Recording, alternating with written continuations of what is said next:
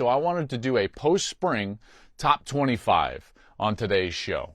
And I think it'll change a little bit maybe before next season. You know how I feel about preseason rankings. But again, this is a good opportunity to take a snapshot because things in the offseason in college football change dramatically and much more dramatically than they ever have in the past. So we've got to be able to take these snapshots, whether it's right after the season, right before spring ball, right after that first transfer portal window and high school recruiting, and now after spring ball and after the spring portal window. What is the snapshot of college football? Has anything changed? So let's go through it. Now, normally, as you know, the suspense builds to 1, but there is no suspense at 1, so we're actually going to go 1 to 25. So those of you who are just wondering if your team is creeping in, that'll be in just a moment because we're going to start 1 to 25. Let's get into it. First and foremost, I want to tell you that when I rank teams, and this happens, by the way, in the fall, I do this by tiers. And to me, there's always a pool of teams that have separated themselves or are in a separate category. And then I look at those in a snapshot and I start to parse out how I'm going to rank them. Well, for me, the top tier in college football really is 4 certainly, but this year I think 5 teams. And so I'm going to go through these top 5, and you have to know that nobody else was considered for me in the top 5 except for these that I'll go through here right now. Number 1 is easy. We all know this, and they're going to be, I believe, a pretty consensus number 1, unless people want to be, hot takey and outlier with their rankings. Georgia's going to be the number 1 team in the country in this post-spring edition, and rightly so. They're loaded, back-to-back national championships, and you can claim all you want, like, well, they don't have a quarterback. That just makes it interesting. I still trust Kirby Smart and Georgia and everything that they've done, in particular because of what they've got from a talent perspective. If you look over the cycle of recruiting, and I always look at about 4 years, and I understand it's going to change with the transfer portal and how are we looking at overall recruitings versus high school recruiting rankings. But if you do look at high school recruiting rankings, you go back, and in the last 4 cycles, they're second, they're third, they're fourth, and they're first. This is a team that's going to be loaded, and they will be loaded for the foreseeable future. And it's not like they're replacing, I should say. It's not like they're replacing a world beater at quarterback. You know how I feel about Stetson Bennett. He played great. He had great statistics. He gets to New York, and you know what? Good for him.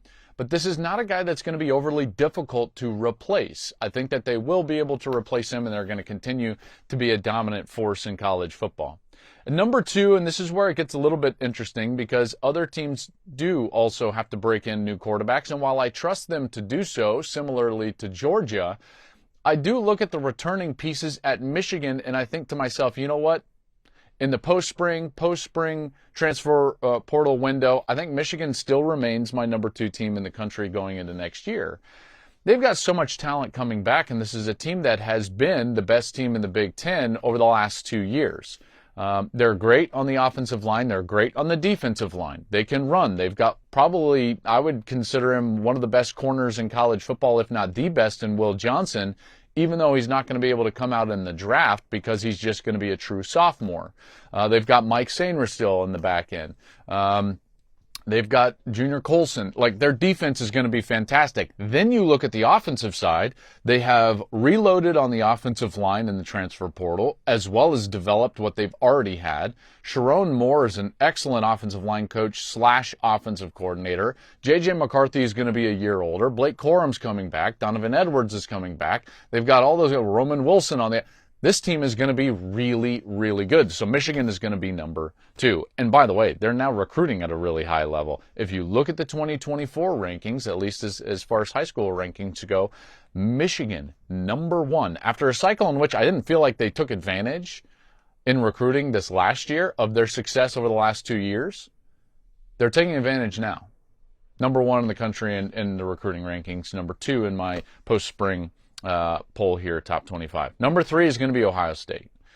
Ohio State, let's just put it to you this way. If Ohio State had a returning quarterback, they would be number 1. Because I actually think at a top-end level, when you look at draftable players, going into next year, the 2025 draft, I guess that would be? No, 2024 draft. Is that would be 25 draft?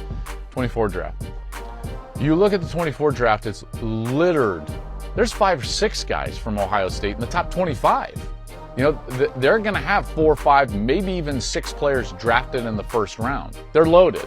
And by the way, all over, you've got corner, defensive tackle, you've got 2 defensive ends in there, you've got a guard, you've got a wide receiver, you've got a running back. So this talent isn't concentrated in one area like it's been over the last couple of years in the wide receiver position.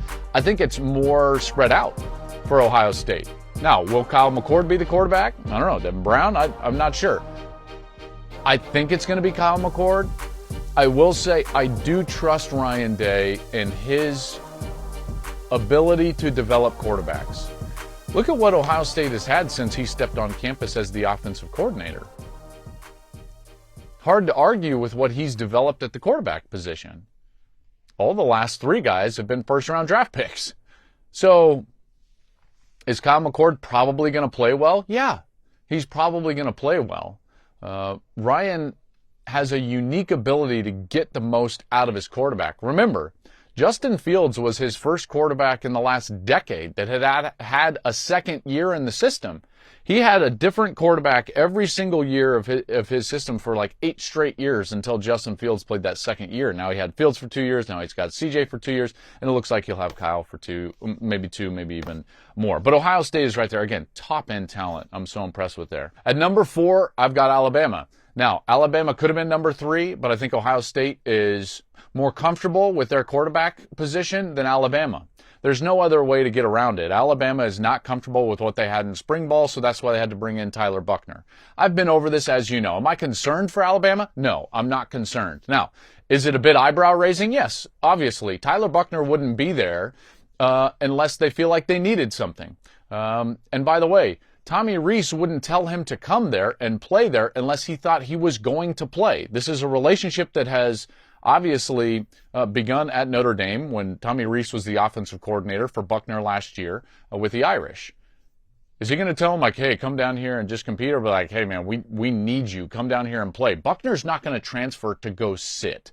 So you can read between the lines as far as the communication between Buchner's old coach and Buchner and why he lands at Alabama. So, am I concerned? No.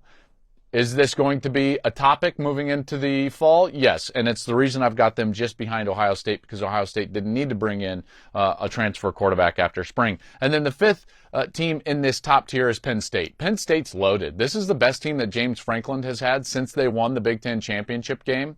They got these 2 young running backs that we talked a lot about last year. They're fantastic. The best tackle in college football, Olu Fashanu, and a new quarterback in Drew Aller, who a lot of people are excited for. This is a defense that it's going to continue to be very solid. They have been for a long time, but they will continue to be very solid.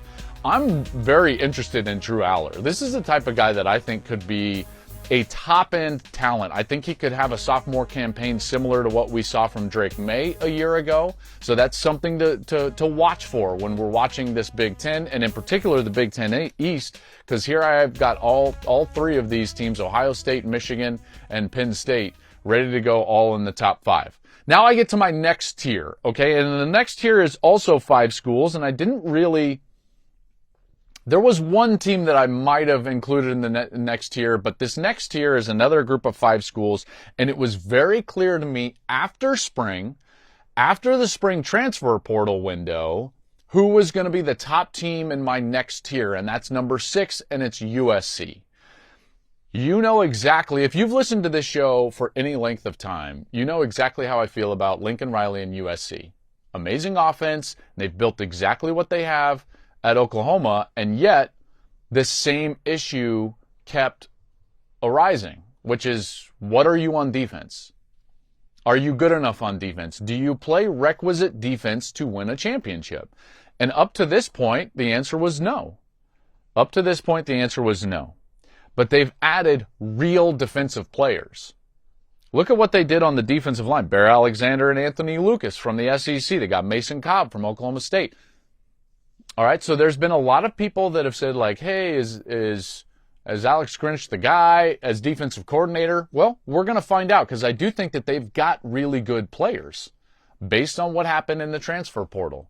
We know Caleb Williams, so when you combine the fact that I think that they're going to be better on defense, and they have Caleb Williams, who was the Heisman Trophy winner and one of the best quarterback prospects we've seen in a long time, they've got something there, number 6. LSU is going to be number 7. They're the next team in that second tier. I trust Brian Kelly. He's one of the best coaches in America. I really like Jaden Daniels and what he brings. I think that they're going to be talented around Jaden Daniels. I think that this team is a team that, when I looked at last year and I saw the things that they were able to do well and the things that they struggled with, it was a maturation process, and it was something that I could see trending in a positive direction, and I think that they're going to be a very good team this next year. At number 8, I've got Florida State. I like Jordan Travis after a breakout season.